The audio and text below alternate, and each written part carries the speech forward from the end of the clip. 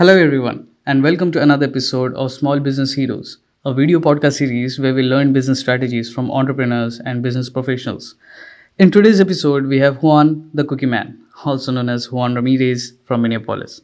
Juan is a Zoho partner and helps businesses to set up their Zoho accounts. But before that, Juan is a cookie man who, with his wife, runs a cookie business. So, without further ado, let me welcome Juan to the show. Hello, Juan. Welcome to our podcast. Happy to be here, Ben. It's always great to speak with you. I'm glad to share what we have learned, but also it's great to see you and your team when you guys come all the way from Chennai, from India. You are always welcome to Minnesota. Thanks, Juan. We are also looking forward to meeting the Minneapolis Zoho user group offline as soon as we can. Right. So today we have an opportunity to learn more about you and your businesses. To get things started, can you tell us about yourself? Very good. Thank you very much, Bennett. Well, a little bit more from a personal point of view, I am a product of corporate America. I spent many years working for corporate America. I worked for companies like IBM and General Electric. Eventually, I decided to go on my own, trying to be an entrepreneur, which I love it. Okay. And then that was the result of me, my wife, and we were able to start at a company called Marcellitas Cookies, where we get a lot of interest. Actually, a lot of people know me as Juan The Cookie Man. But also because of Marcellitas Cookies, we were able also to launch our Zoho practice. We are zooming sales, and we are a Zoho Partners integrator. So I love what I do. We love to be able to help clients, to help them streamline their business and grow their sales. I'm glad you mentioned Marcellitas Cookies because I'd love to learn more about it. Juan, how did Marcellitas Cookies begin as a business? Okay. Well, we love to talk about Marcellitas Cookies, and as I tell people, it was never a planned business. I never planned to be Juan the Cookie Man. But what happens is that my wife, she loves to bake, she loves to cook. And then when we had people over for dinner, she would serve those cookies as a dessert. And then people would make comments like, my goodness, these are the most delicious cookies since whatever, okay? And I never paid any attention. But eventually I started thinking more about it. And I said, well, maybe this could be an opportunity. And as a result of that, we look at the marketplace and we decided to start Marcellitas Cookies. And basically what it is our focus is in corporate gifting. That's what it is. It is a corporate gift, an upscale corporate gift that our clients love to send to their customers, to their business partners, to their employees as a thank you gift. We customize everything. The cookies are just unbelievably delicious. We put in a thank you card. We package everything very nicely, and we can ship them out to any city in the United States. So that's basically the genesis, if you will, and how we are doing Marcellitas Cookies. Right, perfect. So you mentioned you customize the cookies according to the needs of the corporates. So I believe the most of the orders could be around Christmas season. Please correct me if I'm wrong. And all these holiday seasons. So what are your growth strategies around those seasons? Or maybe if other seasons you get more orders? Well, yeah, but primarily it is a very seasonal business. You are correct. Toward the end of the year, that's where we have our busiest season, although we try to sell throughout the year, and a lot of that is being driven by our customers. Sometimes our customers have events of their own that they want to be able to thank their business partners, their vendors, and so on. So one of the growth strategies, first of all, our growth strategy is that we focus primarily on small and medium-sized businesses. We love to be able to talk to the owner of the company and to the president, because once they see the cookies, it's not only the cookies, but it is the packaging. It is the whole thing. If you go to our website, just Google Juan the Cookie Man, and you will be able to see the different packages and the merchandising and so on. But from a growth perspective, one of the things that we are thinking about is introducing a subscription-based offering, so that clients will be able to sign up, subscribe that at least once a month or once, whatever often, they will send a box of cookies to their customers or their business partners or to their employees. So that would be a good way for us to grow the business. Nice. So you also offer the logistics to your clients. I mean, if some big corporation wants to send to 100 customers, would you offer them directly sending to the customer, or you would you ship the bulk to the corporate? No, that's one of the benefits that they like, because especially when we get the larger orders, we have received 200, 300, if not more. We get the order from from our customer. We get the names and the addresses of each one of the people that they want to send. We will customize the thank you card for each one of those vendors, and we take care of the rest. We drop ship. So we prepare the packages, we put the shipping label, and we are shipping out to their clients. And all what our customer does, they will receive a notification via UPS that the package has been delivered. So it is very convenient, very easy. We are very high touch customer service, and that is one of the things, that's one of our customer competitive advantage, if you will, to be able to do as much as possible for our clients. Taking care of the logistics for cookies is a great value addition to your services, Juan. Also, I'm sure the end users receive your cookies fresh since you ship to them directly. Yeah, and that's a very good point, Vinod, because what we do, most of the baking is we bake to order. We are not stacking up the cookies. We don't put any preservatives. So cookies have not been sitting there for 6 months. No, we bake and we ship.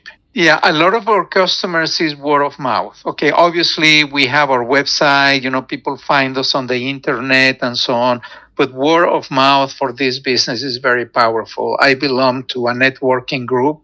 It happens to be called BNI, Business Network International, which is actually an international organization. And I get a lot of my referrals from them because people know me as Juan The Cookie Man. And, my friends, my BNI members tell the other members. So that is a huge way. Word of mouth is very, very powerful. That's how we do it. Yes. And also, we do campaigns, we do emailing, we do SEO kinds of things. But word of mouth by far is our number one lead source. Yes, nothing like a good old word of mouth marketing, right? Now, from this cookie business, how did you go on to become a Zoho partner? I mean, it would be interesting to learn the story of Zooming sales as well. Correct. Yeah. And actually, that is a really great segue because I had been a user of Zoho for many years, way, way back when Zoho started. And for whatever reason, I have always been attracted to Zoho, and I kind of like to, learn more about the CRM and this and that. And then what happens with our cookie business, when we were growing, when the leads were growing and I had to have a way to be able to manage them, I took Zoho CRM and I implemented Zoho CRM for Marcellitas Cookies. Okay. So I put together a little CRM business, and that was great. And then when I would go to my networking meetings or I would meet with people, I always like to share what I do. I would show them the work that I have done. And you know what would happen, Vinit? They would look at me and they would go, "Did you do that yourself?" And I would go, "Yes, I did it." I was kind of feeling good that I was able to put together a little CRM system. And then what happened is that after 2 or 3 reactions the same way, I said to myself, wait a minute, what's going on here? Why do people keep asking me? And you start looking around at the marketplace. And what I found out, it was one of those like, oh my goodness. Because the oh my goodness was that there are literally hundreds, if not thousands, of small and medium-sized businesses. They have a tremendous need for CRM and marketing automation and all the things that Zoho does. But the problem is that the bigger players like Salesforce and Microsoft Dynamics, their marketplace is different. They want to go, and rightfully so, they want to sign up the big companies. Okay, so here there are all these other smaller businesses with very little help. And that's what triggered me to say, I got to figure out a way to help them. And that's what gave me the idea, and I decided to start Zooming Sales. So I spoke with Zoho, we became a Zoho partner, and I'm telling you that we are off to the races because we started developing small projects, and now we can develop some very good sized projects. So we have done work for consultants, for health providers, for managers, for electronic companies, for did I say health companies? So distributors, we are really good at CRM. We can do marketing automation. We have learned a lot about Zoho books and Zoho inventory. So we are able to connect online stores to the back end of books and inventory. So, and I'm telling you, for what I see out there in the marketplace, there is no limit because there is a tremendous need. Usually our conversations start with CRM. They want to talk about CRM. And then we start asking questions, and then we know that they also need help with customer service. They need help with marketing automation. They want to be able to keep track of their inventory. Oh, and by the way, when they are gathering all this data, they want to do analytics, okay? And then subscriptions, and the list just keeps going on, you know. And Zoho, you do such a great job with the application. So we are really busy. We enjoy working with our clients, and actually we can serve them any place in the United States. We have clients any place from California to the East Coast, to Florida, and in between. So we are really excited about Zooming Sales and Zoho. And I should mention one more thing. It is not just that we are consultants. It is not just that we know how to do the technical requirements, but I myself am one of our customers. I am a business owner. I know what the requirements are. I know what it takes to do it, you know. So it is not just me technical expertise, but we really understand the business processes. And I have to say one more thing, Bennett, and this goes not only for ourselves or our customers, for anyone out there who is thinking about doing a CRM or any of these kinds of things. I always say the number one requirement is the workflow, not even the software initially, okay? If we are able to lay out what the workflow is, whether it is CRM, whether it is marketing automation, whether it is order management, whatever it is, if we are able to define the workflow, we can implement just about anything. You know, that's very key. I believe so. That's a great takeaway for those who are listening to this and are just getting started with Zoho. So coming back to the Marcellitas cookies, since you operate in a B2B space there as well, I can imagine the role of technology in that business. So I wanted to ask you about Zoho's role there. How is Zoho helping you in your business today? Well, you know, if we look at the different applications from Zoho, but let's look at them from a business point of view, and let's use Marcellitas Cookies as a business. We started with CRM, okay? So most of the people can relate to CRM, keep track of leads and contacts and opportunities and so on. But then we want to do marketing automation. We want to be able to send emails, and Zoho Campaigns works over there. We want to be able to have forms and surveys. Okay, Zoho, forms and surveys works very well.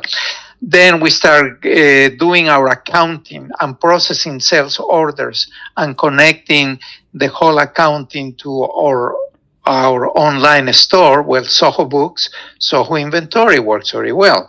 For this other growth opportunity that I'm thinking about of subscription, Zoho Subscriptions. Okay, that is another application that we have to do. And I have another list of those, but that's exactly how Zoho is helping me, because everything is integrated. I don't have to be shifting records from the CRM to another application to do that. Everything is integrated. So all these pieces that I'm doing are helping me to grow my business and to make it a lot easier for me. So I just love Zoho. I'm delighted with Zoho, and not because of Zooming Sales only, but because it's helping our cookie business as well. I'm glad Zoho could help. And since you use multiple applications from Zoho, if I may ask to pick your favorite, what would be your one go-to application from Zoho? Well, I'll tell you, obviously, we always start with CRM, because it sets my to dos, it has my contacts and this and that. But I got to tell you that I'll bet you that a lot of people out there don't think about Zoho Books. Mm-hmm. They think that Zoho Books is like QuickBooks. It's not even close. Not even close. I had become to learn Zoho Books and inventory quite well, and I'm telling you, I love it.